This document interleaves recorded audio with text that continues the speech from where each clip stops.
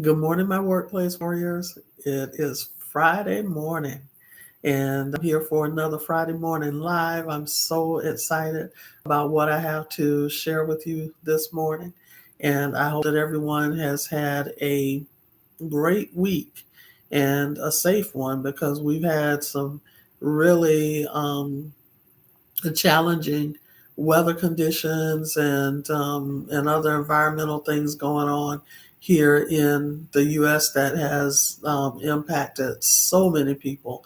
First of all, the fires in Southern California, and they just seem to keep cropping up, and they're taking over and burning thousands and thousands of acres of land and endangering more people's homes, and it is just so depressing to see what people there are going through. So I'm definitely keeping them in my prayers at this time, them and their families. Then also, believe it or not, we've had snow in twice in a week and a half's time in the South, in the metro Atlanta area. Can you believe it? Now, for some reason, we didn't get snow in our county at all, I don't believe, in the last few days when the snow came again. It was like we were right there on that line that the weather forecasters, the meteorologists told us would be a sharp cutoff line, but um, some of my colleagues got beautiful powdery snow where they were able to do snow angels and build snowmen and snow ladies in the snow twice in a week and a half, unheard of. So we've been experiencing some unusual happenings here in our weather too, and it has been bitterly cold. I think it was today is Friday, so I think it was Friday Wednesday morning when I woke up. It was 13 degrees in Atlanta. Y'all, we normally don't, or right outside Atlanta where we live, we don't normally have those types of temperatures here. People who are from like the Midwest and the Northeast and what have you, they think that we're wimps because we start hunkering down, and when we hear that even a half an inch of snow is coming, we end up shutting down schools and everything. And they're like, "What? You all don't go to school and go to work just because it snowed a little bit?" But remember, we don't have the need for or the equipment um, to handle those types of situations on a regular basis. So yes, it is a real big deal for us in this area when we get snow, and so it does kind of put us in a state of limbo, and they're very quick to declare a state of emergency during those times too, because we don't get it very often because we do not drive well in the ice. The snow is one thing when it's nice, powdery snow, but the ice is quite another thing that forms when the snow starts to melt and then it refreezes overnight in the lower temperatures. So anyway, enough of that. Happy Friday once again. Welcome to this Friday morning live, and I have some great, um, not great news because it is kind of I guess discouraging, but it can create, I believe, fully believe that it can create awesome opportunities for those who are interested in career success. So that would be you. And I'm going to share this awesome information with you. So I went to a different source this time. For those of you um, who are aware, and which many of you are, I I'm a human resources professional, associate director of human resources at my current job, and so I'm certified. Hold two HR certifications, and I'm a certified mediator. So one of my professional associations is Society for Human Resource Management, the national um, association, And we receive a magazine, and this, I don't know if you can see it very well, but this is the latest one that I received a couple of days ago, and it is the HR Quarterly, and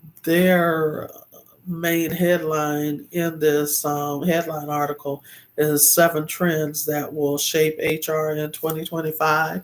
And so pretty much all of the articles that are in this particular HR Quarterly magazine is for winter 2025 is based on matters of around the job market and the workplace that are related to these the 7 trends that will shape HR in 2025, which is the theme for this magazine.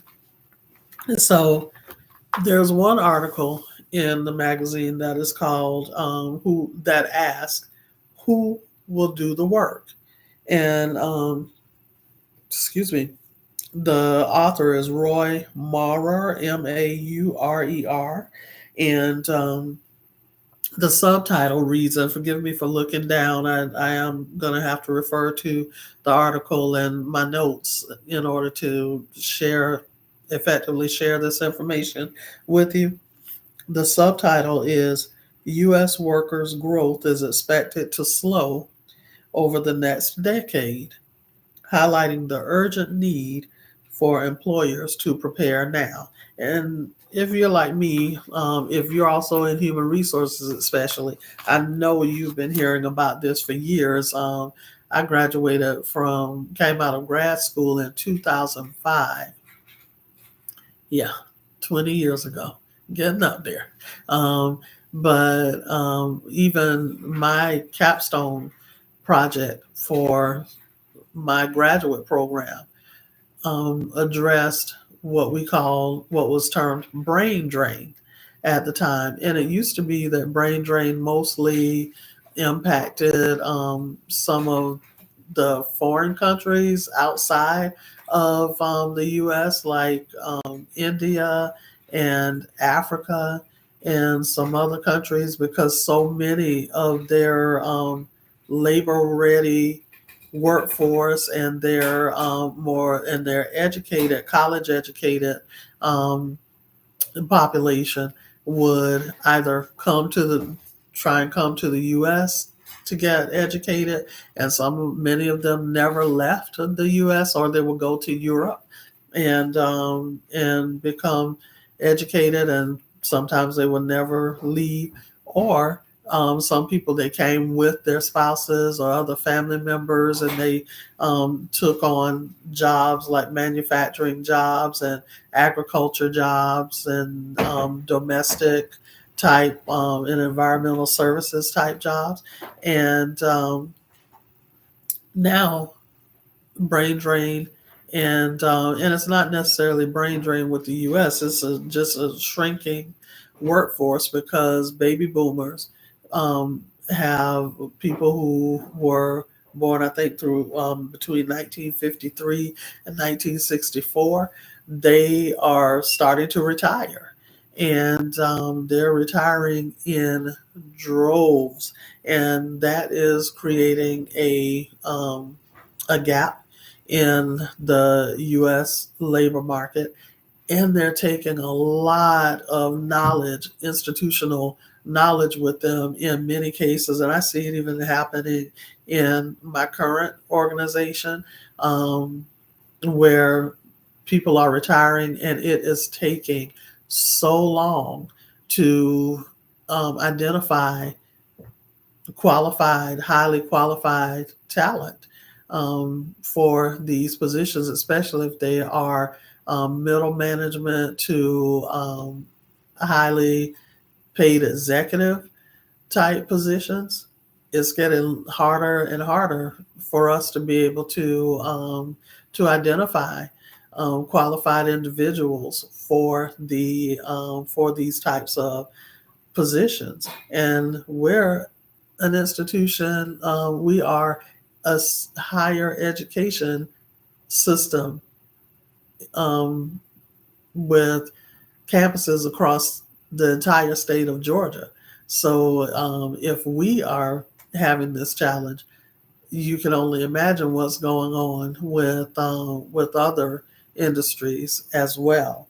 And what it says is that the article starts off by stating that the U.S. Bureau of Labor Statistics projects that 6.7 million jobs will be added to the U.S. economy by 2033.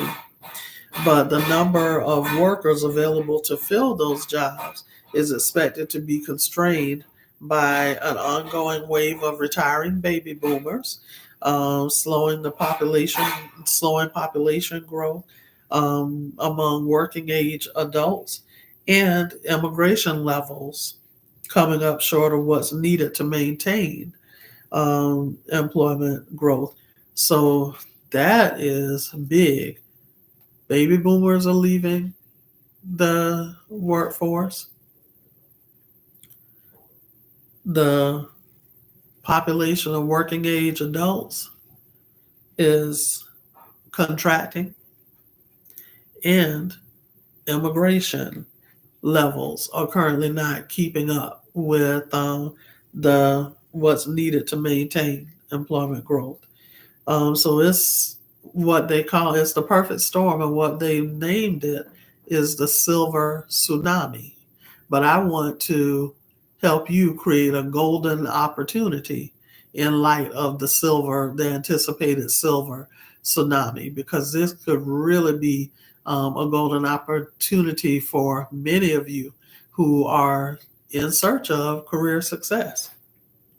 And so the article goes on to say that although the number of Americans ages 16 and older are projected to increase by 16.4 million by 2033, that's still 5 million less than the increase that occurred in 2013 to 2023.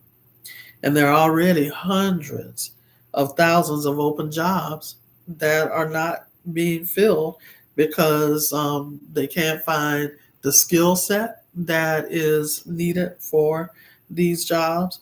And some people are deciding not to take part in the labor market. And they shared that men at a higher rate are deciding not to participate in the labor market because a lot of men are starting their own companies, and so that's something to think about as well. So the population growth is not expected to keep up because the largest increase is projected among older people who are less likely to work, and the situation is expected to hit certain industries harder than others, and that includes, of course, unfortunately, healthcare, and which they anticipate will see a skyrocket in the demand for workers in the years ahead.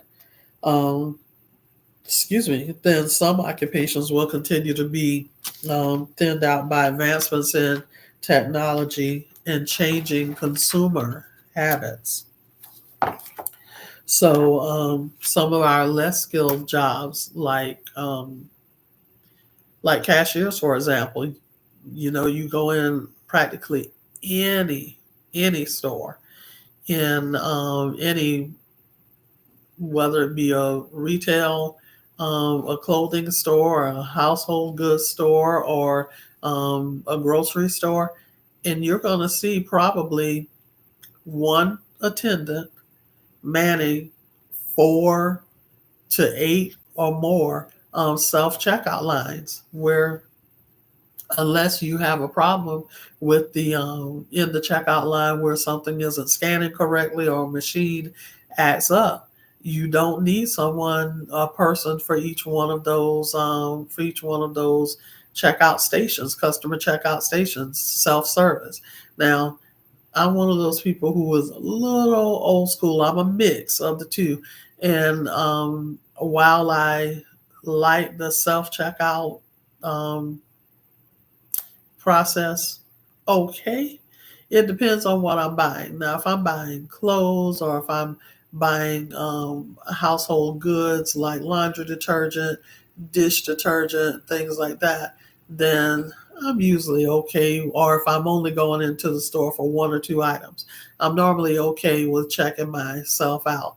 But some of these other items, like larger items, like when you go to Walmart, if you buy like a small piece of furniture that you have to assemble or whatever, it's already awkward to get it up to the checkout area. But then you have to try and maneuver the box or the packaging that it's in to get to the barcode to scan it, what have you. And then some other heavier items, or what gets on my nerves, to be honest with you, is the produce items that have to be weighed, and you have to figure out how to operate the machine. And not that it's really that difficult, but I just feel like, okay, we're already paying higher prices for most things that we're buying, and then you're making us not only pay for what we're buying, but you're making us do the work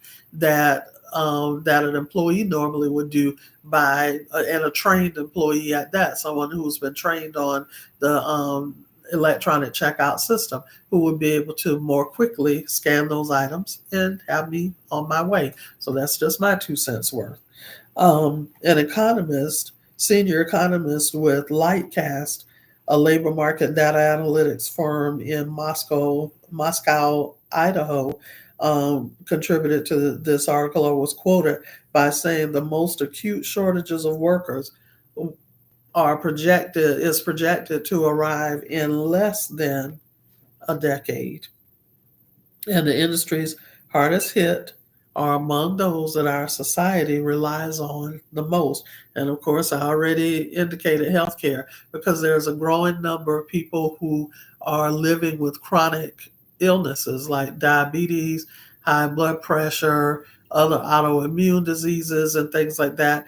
And primary care physicians and nurses, nurse practitioners, or what's the other? I forgot the other category of nurses that typically operate right under the doctor's authority. And a lot of times you see them even when you don't see your doctor. There's anticipated shortage, or already a shortage of them. And then nursing assistants, there's a shortage of them as well. So the workforce participation is being squeezed at both ends.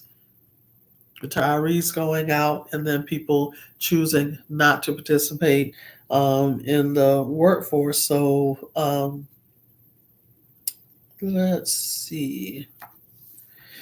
They note that the pandemic accelerated baby boomer retirements, which were already on course to be more disruptive than any of the other retiring generations, um, because of the unprecedented size of that particular generation that was born between, I stand corrected, 1946 to 1964, and the contrasting smaller size of generations that follow them, and the steep rise in and fall in the U.S. birth rate means that we no longer have enough young people to replace the millions of boomers who have retired, and that's according to um, let's see, to Harry Holzer,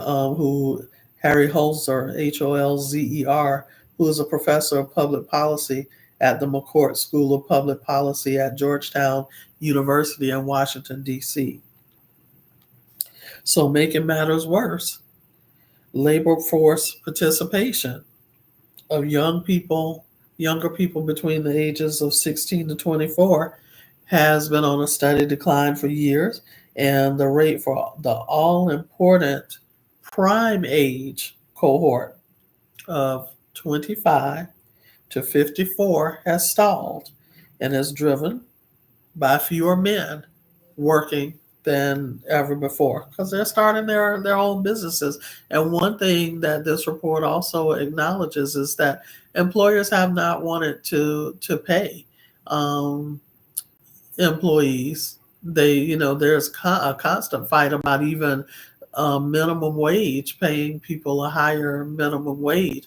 And so some people, and especially a lot of men, according to this article, have decided, hey, I can sacrifice for a while and build my own business and probably, do better and financially. And then also, enjoy more flexibility, which is another concern of a lot of employees because of the fact that there needs a lot of people to realize the importance for a healthy work life balance, where you're not working all the time, and never having the opportunity to spend time on other activities that you enjoy doing or with your loved ones and your friends, just to decompress and to refresh yourself, to go back to work after a nice, healthy break. And we also hear often about employees not taking real vacations. I know that a lot of times it has been that when I've gone on leave, I'm still, hyper alert to the fact that I may receive a phone call from work, from either one of my team members or from my manager, just to ask a question or what have you. But mine isn't a major issue. There are some people, though, who really don't take a vacation at all. They either don't even schedule time off, or when they schedule time off, they end up working more. They're sitting on the beach with their laptop. That's not a vacation.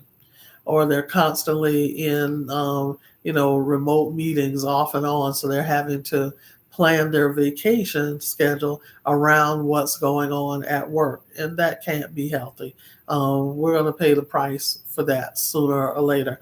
I know that on the Friday before this past Christmas, I worked literally 16 hours in one day on that Friday, and trying to get things out. Have one person out due to a family emergency, was covering for them, also taking care of projects that were on my plate, and anticipating my time off for Christmas. So I worked 16 hours on that Friday, and then didn't and then worked about 4 hours on that Saturday. So it happens because employers are expecting us to do more with less, and so it will cause you to sometimes work some really, really, really long hours to get the job done.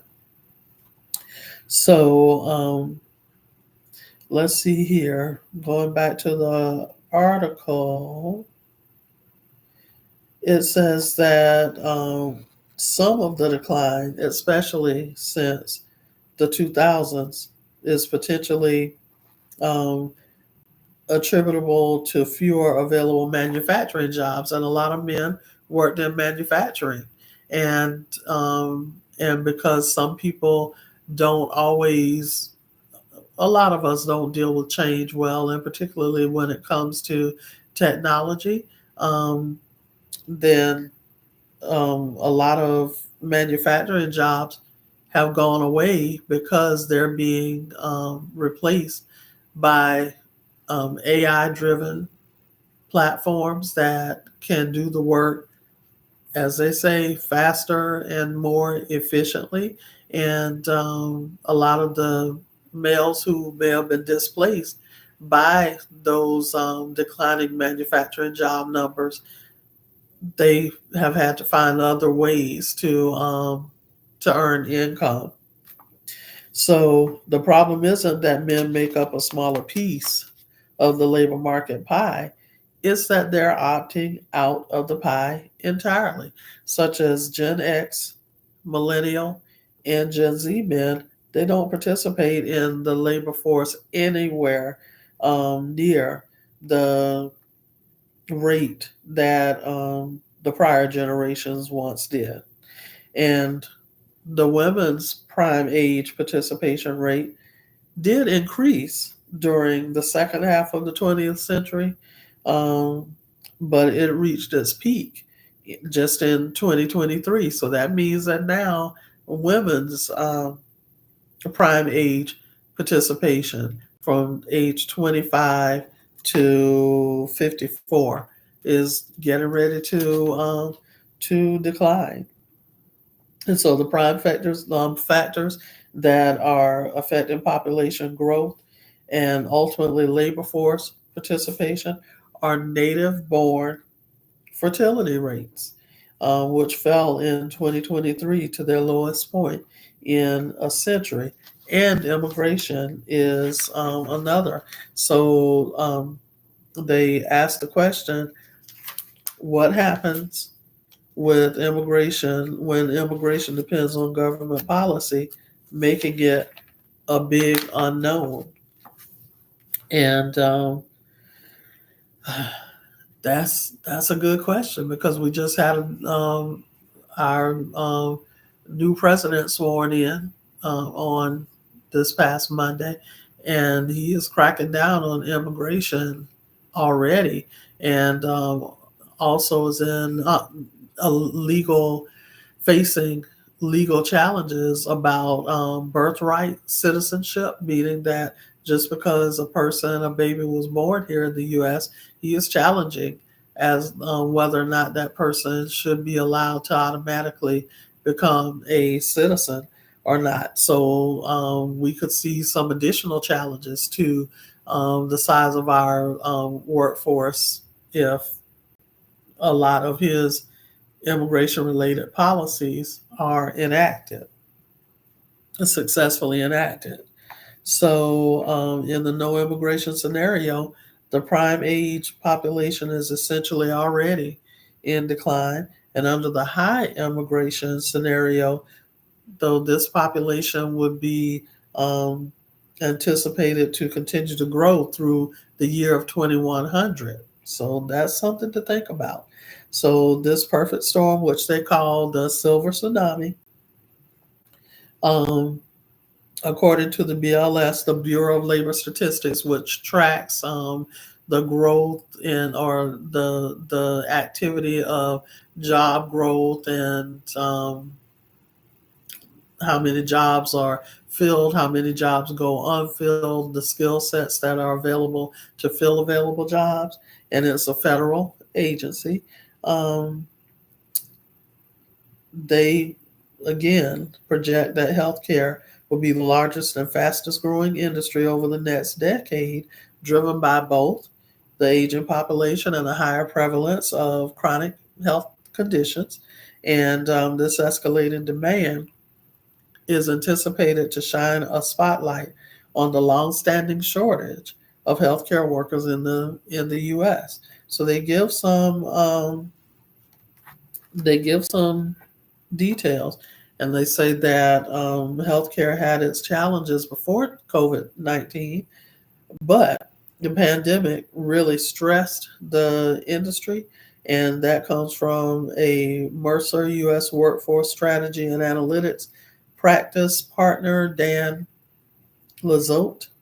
And it goes on to say that healthcare employers haven't kept up with wages since the pandemic, which he has is an issue, and competing employers in other industries offer more pay or scheduling flexibility to attract nurses and medical assistants.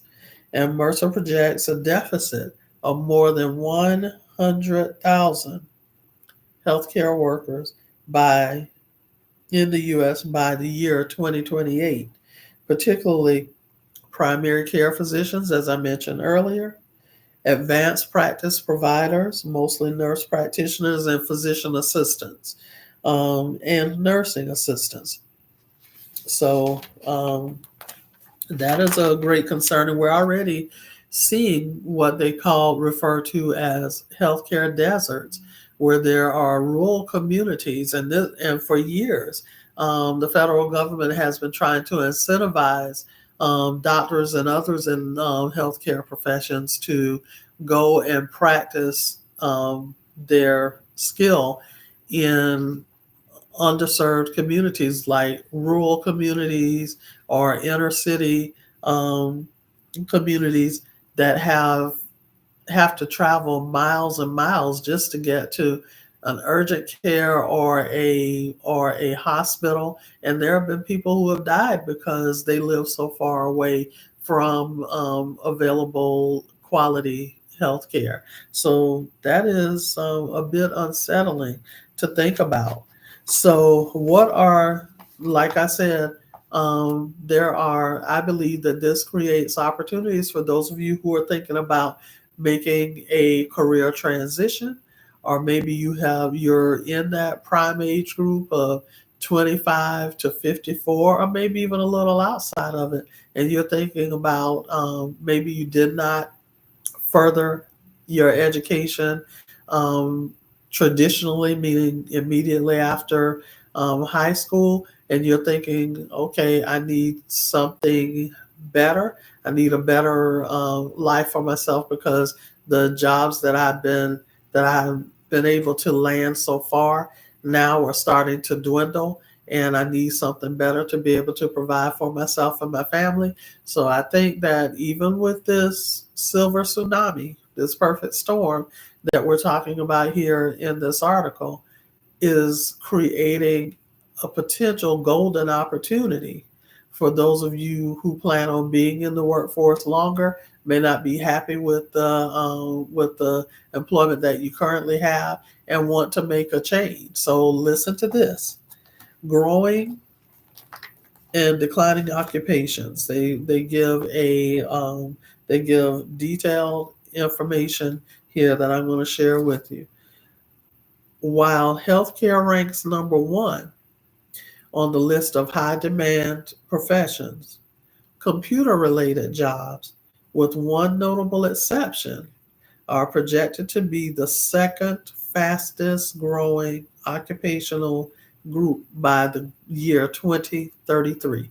That's just 8 years from now, according to the Bureau of Labor Statistics. The growth of computer occupations is expected to stem from demand for upgraded computer services, continued development of AI solutions, and an increasing amount of data available for analysis. Right now, data is the in thing. Businesses are making more informed decisions about their businesses based on data, and data analysts are in high demand. So if you have a knack for numbers and you like dealing with spreadsheets and what have you, go take a short course through Coursera or LinkedIn Learning or what have you, some of the other platforms, Udemy, that are available, and build your skill set in data analysis and what have you, so that you can beef up your resume and attract these employers who are in search of these data analysts, because you probably will not be unemployed or underemployed for a very long time if you beef up your skill set in one of these areas that they're referencing right now. And in addition to the number and severity of cyber attacks and data breaches on U.S. businesses, it's expected that this will lead to greater demand for information security analysts, which is a wide open field right now. Demand for roles in cybersecurity, software development, IT management, and computer network architecture is projected to increase. But mind you, not the entire IT labor force is going to be in high demand, according to this article. It says, however, Projections for network and computer systems administrators are expected to decline.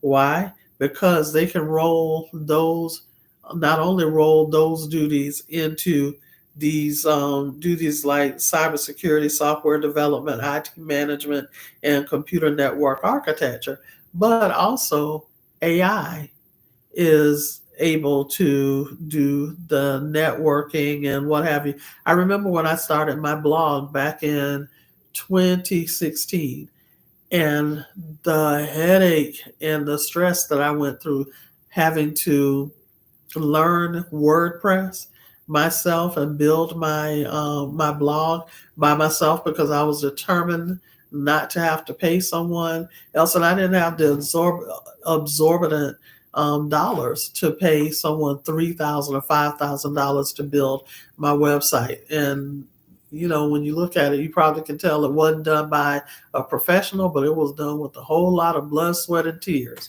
and heart. And now you can start a WordPress site. You can get your WordPress site blog up and running within 30 minutes to an hour these days because of the advancements in technology. So that's why I encourage all of you, don't get left behind. Find some area of this niche, this AI niche, and educate yourself. It doesn't even always require a formal um, education to get your foot in the door. You may be able to get your foot in the door through self learning, self education, independent learning that you do outside of, in the evenings or during your off hours, maybe a couple of hours a day. During your off hours, look at it like a part-time job.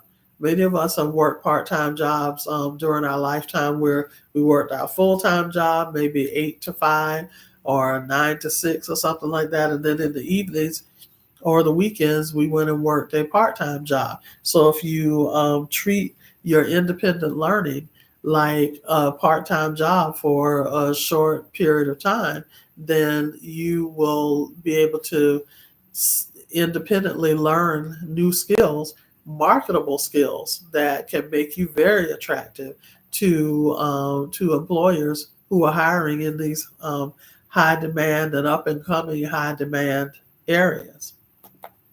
So um, the variable for AI reducing some jobs, according to the article, including programmers as well as other occupations, is at risk of automation.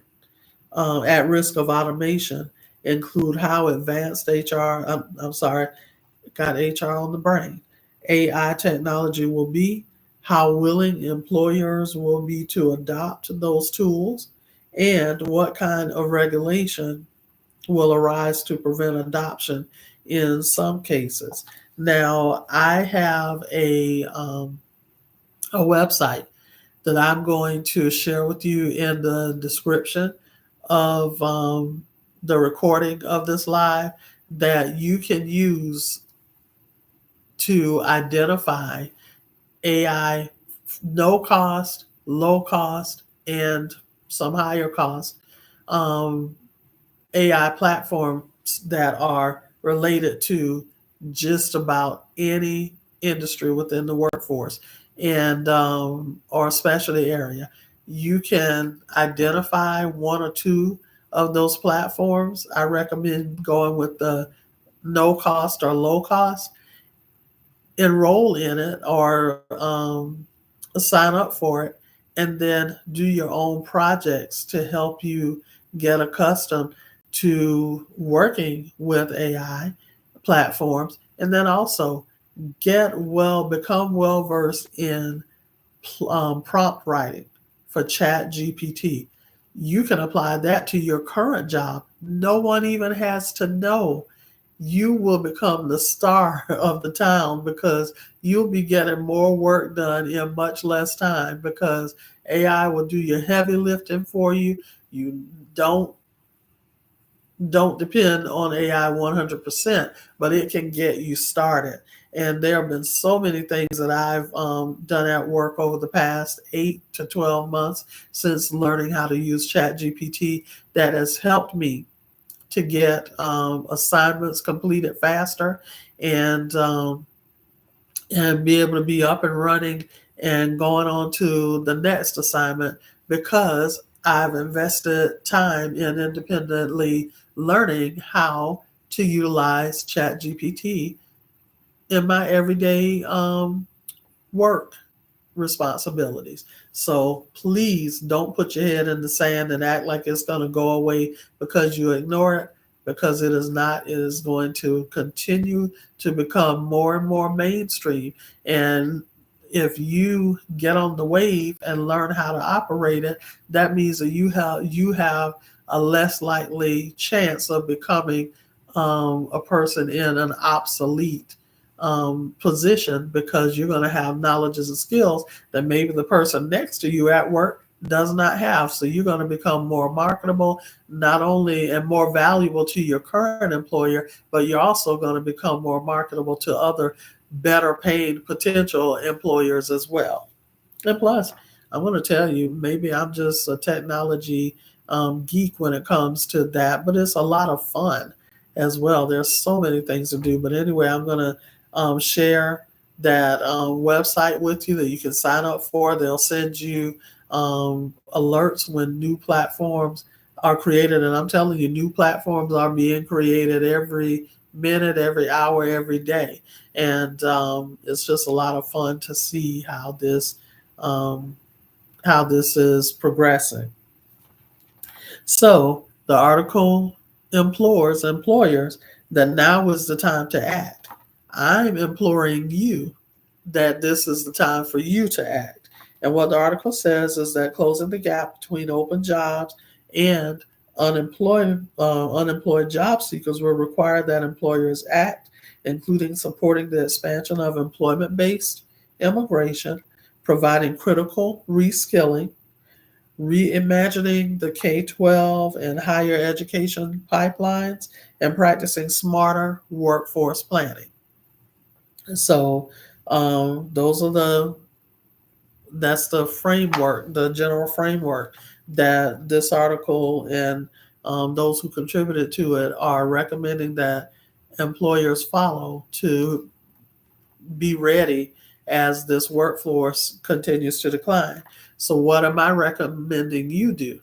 Like I said, do independent study, learn how to utilize AI platforms, learn how to write prompts, and learn how to apply it, what you learn, to your current job. That's going to upskill you, reskill you, and make you more valuable to your current employer and more marketable to other potential employers, and can create a life of success, career success that you never imagined.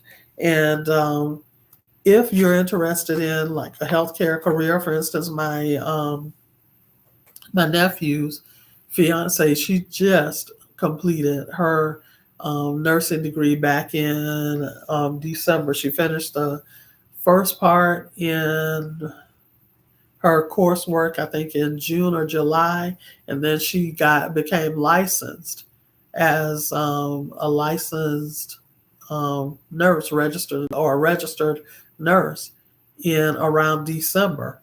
And she was able to get a job where I think it was sort of like an internship. It was paid and what have you, and she got hired after she got registered as a full-fledged bona fide nurse, and now she has a great job that she's enjoying.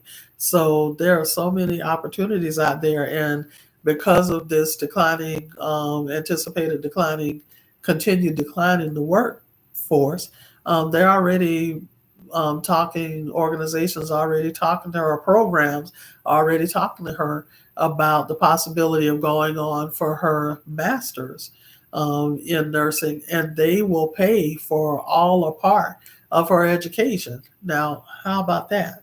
So there are a lot of opportunities that you can take um, advantage of now. Then also, like our son who is about to graduate from high school in May, he plans on following in his father's footsteps, being an IT professional, and he wants to specialize in IT security.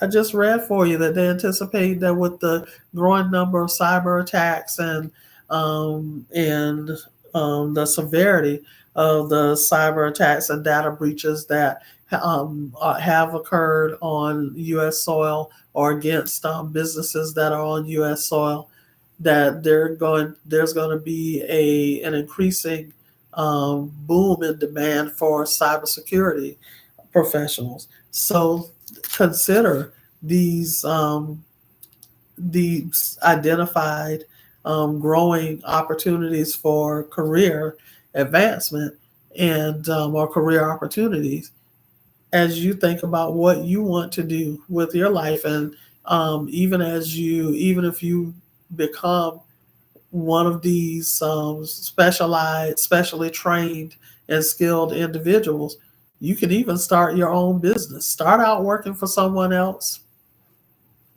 earn the money, manage your money well, and then if you want to branch out, you can start your own business, and then you can employ other people um, who will be reporting to you, and that will be awesome. You'll be making an awesome impact the on our country's labor market. Awesome, awesome. So this article stresses that immigration is essential, and due to the declining percentage of native born prime age workers, and that it states that U.S. immigration is absolutely necessary to replenish the workforce. And another contributor, Hetrick, and I didn't get that person's first name, agrees that saying that immigration has been the most reliable source of growth in the U.S. labor force and will remain the most important path forward. And so that's just taking into consideration that out of the 5 million people who have left the labor force since 2020, 80% are over age 55. So starting in 2024, the silver tsunami of Americans turning 65 has reached an all-time high at a rate of more than 11,000 people per day in America is turning 55 or older, and that's upward of 4 million per year.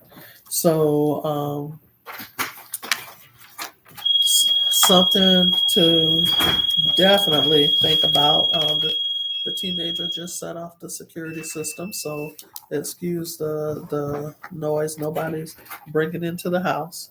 Um, so think about your skills currency.